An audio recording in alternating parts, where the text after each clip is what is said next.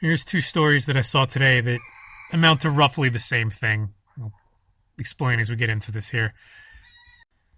All right, so here's the three men here. Notice how they use all three names just to make them seem like they would be murderers and they're guilty. They're accused of stockpiling guns and ammo, as well as trying to make pipe bombs and grenades from dummy grenades. So they say they spoke openly about their opposition to Jade Helm 15, as if that's a crime, but it's in the court documents, so obviously it is part of the evidence being used against them that they spoke openly about their opposition to it. And it says he was quoted in documents calling his explosives game changers. So I doubt that he told that to the FBI when they interviewed him, so that's probably taken from his social profile, his online profile somewhere, or maybe just something they recorded him saying in front of his phone. And, they're going to put him away for a really long time, all these guys. But my point on these guys is they're prepping for martial law, right? So they're stockpiling all these guns and ammo, and probably in their own mind, they're being like, yeah, when those cops come, we're going to be ready for them, and they're never going to get us. And now they're sitting in jail. And this is the problem, I think, with a lot of preppers out there. They think it's a good idea. Let's get guns and ammo, and they're never going to get us. And then they go meekly into custody and end up in jail for the rest of their lives.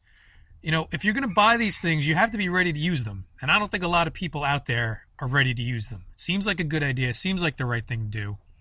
But, if they come to get you, are you prepared to start shooting up the place? I don't know. These guys were not. Now they're in jail for who knows how long. And the second story here, a Broward mom accused of kidnapping girl. It's her own daughter. So it should say accused of kidnapping daughter to avoid vaccination, caught and jailed. So much like that other brief AP story where they use all three names to make them seem guilty, this one, they're pulling out all the stops.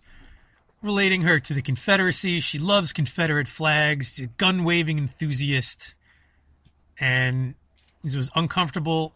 The father said he's uncomfortable with his toddler daughter. See how I put that? When in the headline, the mother is kidnapping a girl, the sympathetic father is worried about his toddler daughter. You see how they do that? It's really subtle, and if you're not reading for it, you won't see it. But it puts in the mind of the reader, oh, the mother is bad. She's a Confederate flag-waving gun enthusiast. And this father's just worried about his daughter, his little toddler.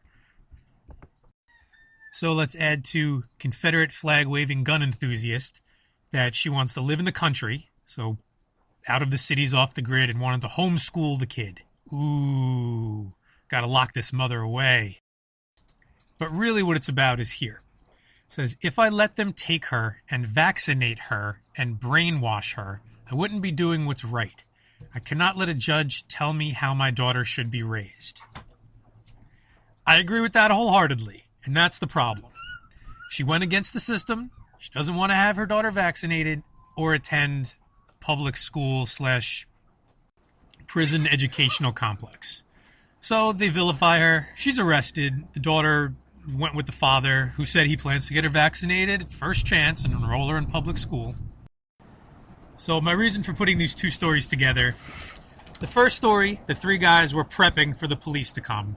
They were prepping to, hold down their own. But when the police came, they did nothing, and now they're in jail. This mother was prepping to have her daughter safe, away from the government brainwashing, away from the forced vaccinations. She took her daughter and left, and they got her, and now she's in jail.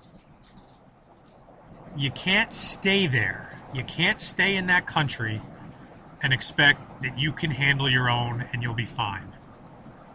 Got to get out. If you know what's going on, you can't just say, I'm going to buy a bunch of guns and ammo and I'll be fine.